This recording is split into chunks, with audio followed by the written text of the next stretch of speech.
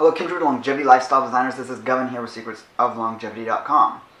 Recently, with the events that are going on in the Middle East around Israel, I've been following the news reports, looking at both sides of the mainstream corporate / government funded media versus what a lot of the alternative citizen-based, not financially biased media has to say.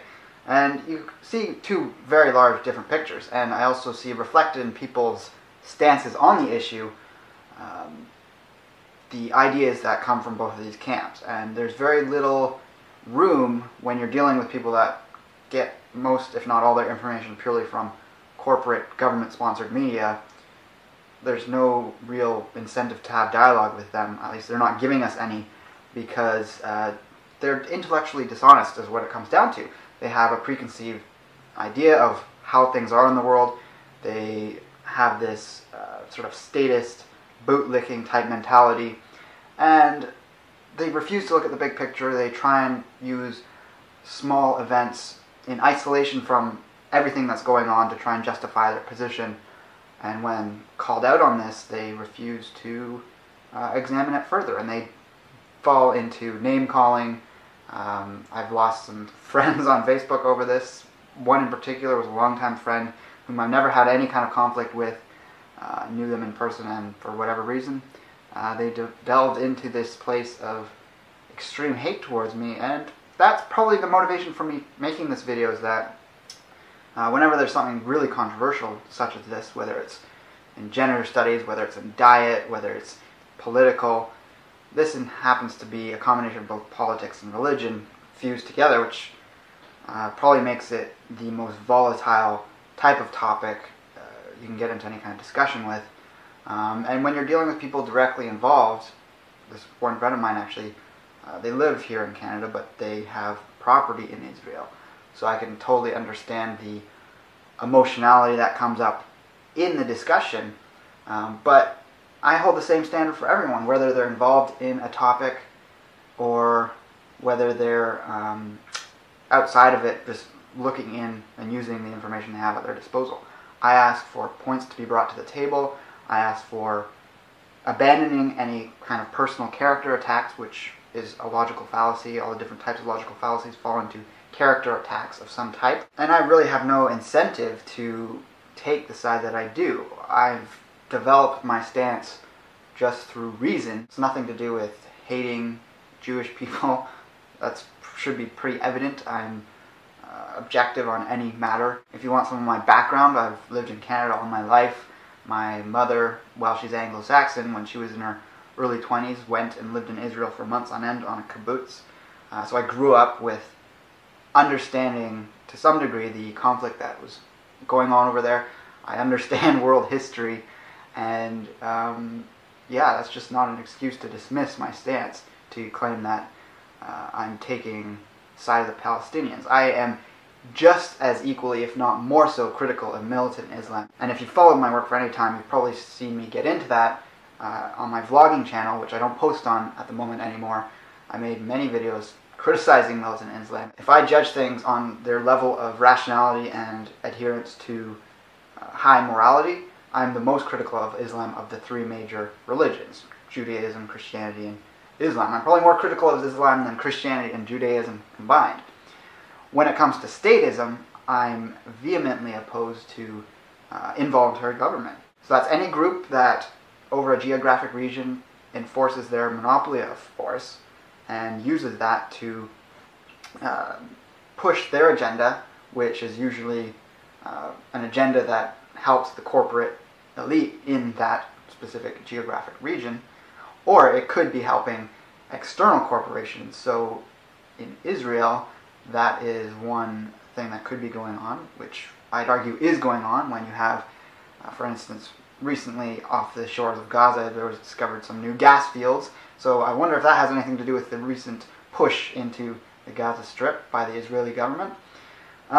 So yeah, you really have to look at all the facts that are going on and have a critical eye in that sense. So to give a very brief overview of the history of the Israeli-Palestinian conflict, and by the way, much of the history people understand and look to is from 1948 onwards. We have to go even further back. 100 years from about now is when Zionism just first started to become a thing in terms of the ideology that was being set up. And if you look to who backed the people that created this ideology, the fusion of Judaism with politics, it was European elite bankers.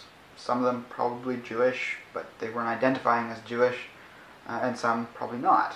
Some were Anglo-Saxon, and they had their corporate agenda that they wanted to bring to the Middle East to get a hold of resources. That's what statism is all about, is control and management of resources and allocating them to the leaders of states, their corporate friends. So a lot of people talk about how there was a conflict between the British and Turkey, and the British won to some degree, and Turkey, which had the rights to the land that at this time is Israel, they signed that over to the British, and the British then gave that to the Zionist movement to begin establishing Jewish settlements.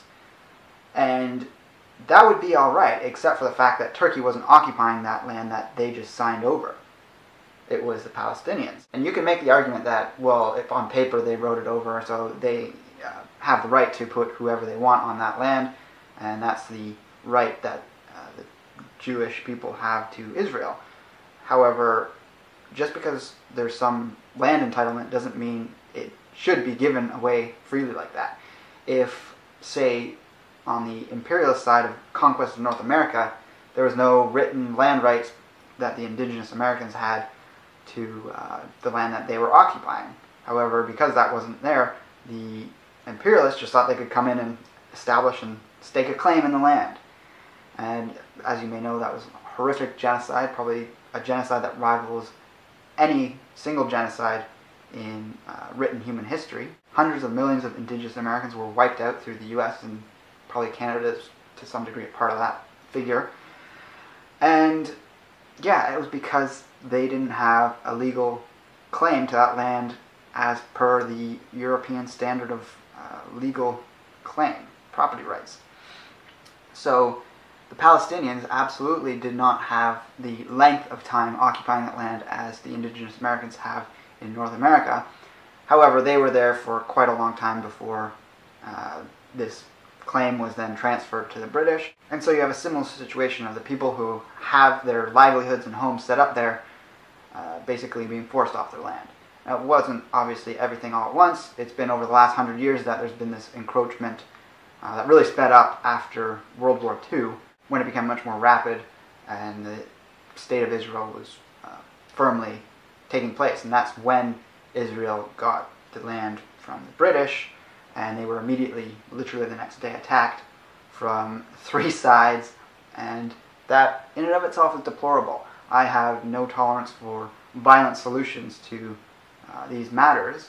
I equally condemn the violence from militant Islam that's directed towards Israel. However, the response, at least nowadays, has been overwhelmingly stronger from Israel to the Palestinians in Gaza Strip, with the death toll since 2000 well over 6,000 versus a few hundred, and even more recently the deaths of Israelis have been so brought down, which is a good thing. Having the Iron Dome that deflects these homemade rockets is wonderful. It's saving lives. But the response in going in and targeting civilians is not the solution. And yes, this is getting into more specifics. You have to understand the whole history of why these rockets are being sent in the first place, and it's because of the history of all this land, which originally was completely Palestinian settlements, which have been pushed down to these 2 tiny spots left in Israel. And so the common argument is that the Palestinians have been given many opportunities to sign peace treaties, to have set established boundaries, etc. It's like, well, why should they even do that? Because they had that land originally. It's this Western guilt from World War II that has gone in to establish the Jewish state when it wasn't really theirs to establish. And the Palestinians had nothing to do with World War II. If anything, the Jewish state should have been set up in a country and taken a certain amount of land and given it and established a separate country for the Jewish state in a place where people wouldn't be so objectionable to it. And yes, I understand that's in the past and you can't really fix it like that now. That's just, in hindsight, what would have been ideal and what would have avoided this type of conflict we see. However, when you understand the corporate agenda in regards to having a spearhead towards attacking the Middle East and bringing about Western democracy there, it's pretty clear why Israel was set up where it was. And why at the heart of it, it's about control of resources and bringing in control over the lucrative resources that are available in the surrounding area to Israel. So by destabilizing these things, there can be corporate powers that set up and take their cut of extracting some of these resources. So nowadays in Canada recently there was the wonderful Supreme Court decision to give full property rights to some of the Indigenous Americans, the few that are left in Canada. This is unbelievably wonderful and what should have happened a long time ago. They should have the right to control everything that happens on their reservations and even further beyond that. And that means the corporations, instead of just giving X amount of dollars to the government to get these resources, instead they have to go through the indigenous peoples. So it's probably going to end up being a higher cost because they're going to ask for a bigger amount because it's destroying land to get resources. But if the payoff is good enough, there needs to be some balance of that because we do need some of these resources in our economy to be flourishing.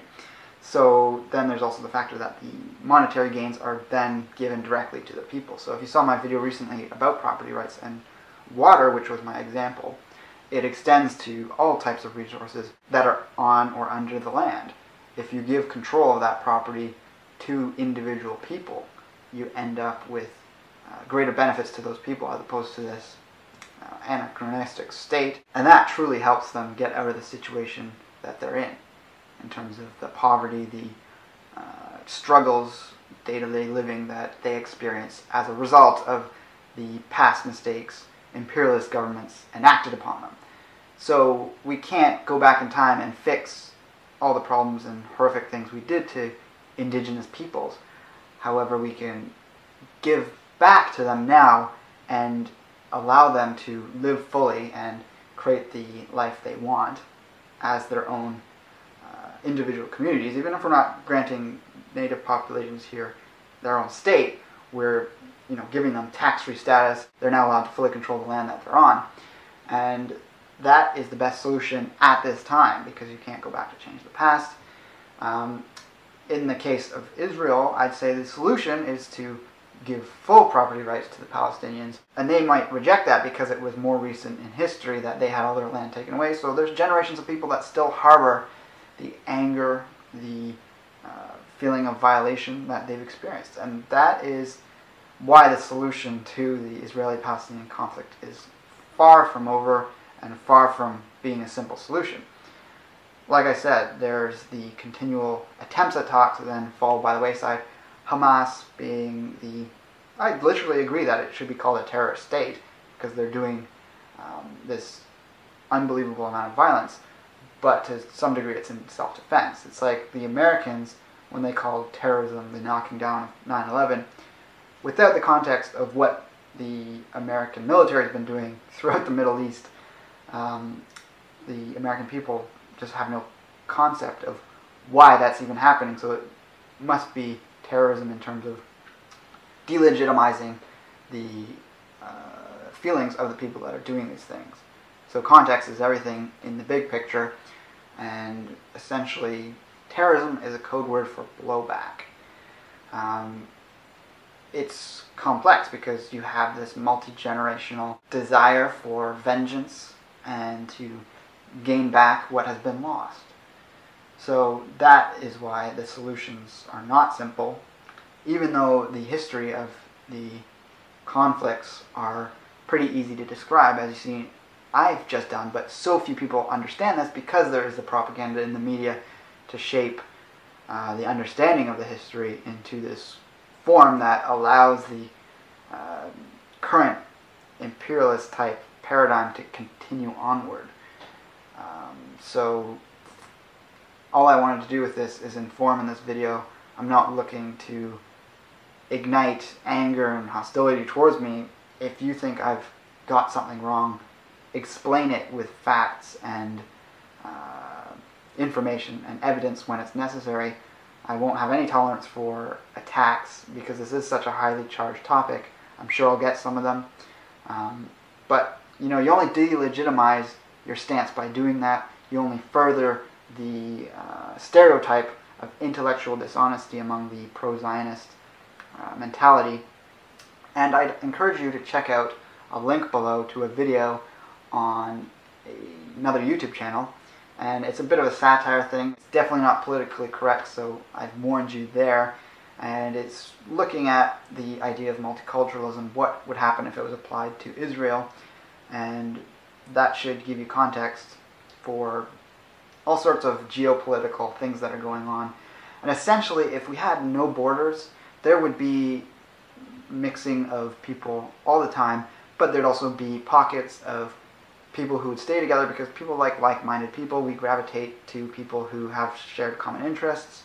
We gravitate towards people who have the same drives and goals in life. That's why you see cities having different industries that pop up and become like central hubs for that thing. You have people that gravitate towards each other by race as well. And this is the idea behind having a Jewish state, is that they want to have a cultural as well as racial homogenous area, which in some degree, if people want that, they should be able to have that.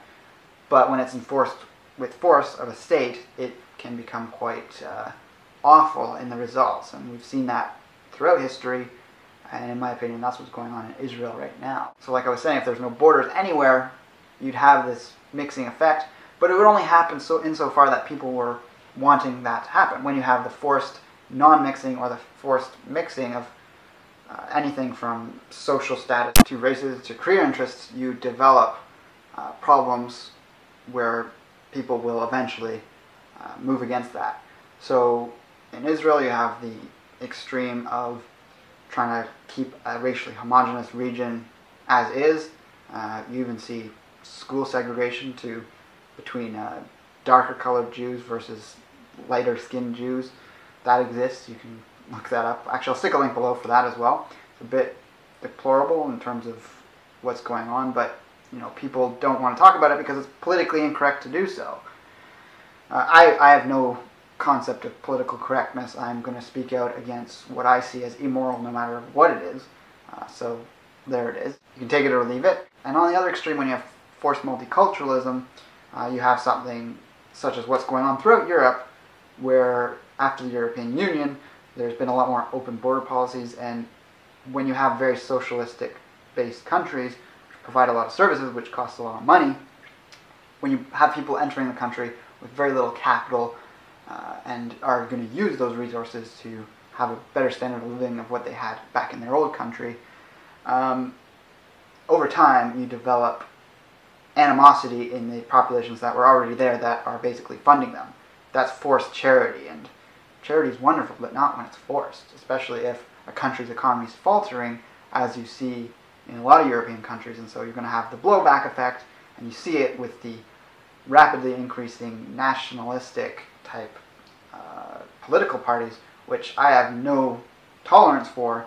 However, people should have seen that coming. It's obvious when you do that that's where the political spectrum ends up going. If you look at U.S. history, there was a time when there was a ton of immigration, and that was to populate vast swaths of land that were open in the U.S., and they were doing it partly to help push out the indigenous Americans, unfortunately, but also the people that were coming were of a similar cultural mindset.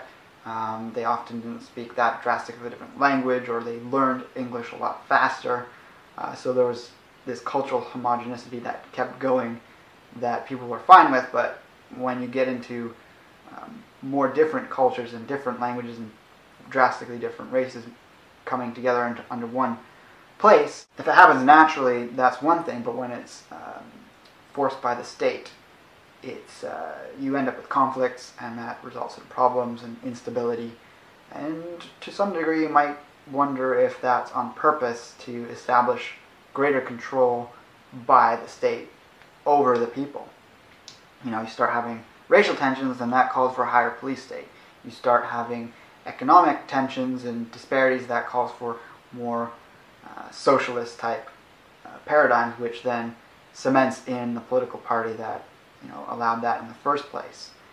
So these are all things I'm really encouraging people to think about. When you allow voluntary association and free association, you don't end up with these problems. People move into areas that they can afford to live in, and that attracts them via like-mindedness, whether it's via race, via career choice, via socioeconomic class.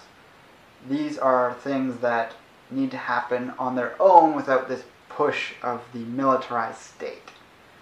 And that is going to lead towards more prosperity for everyone. That's going to lead towards better health for everyone. That's why I'm doing this on this channel. Is the underpinning thing to this is life or death.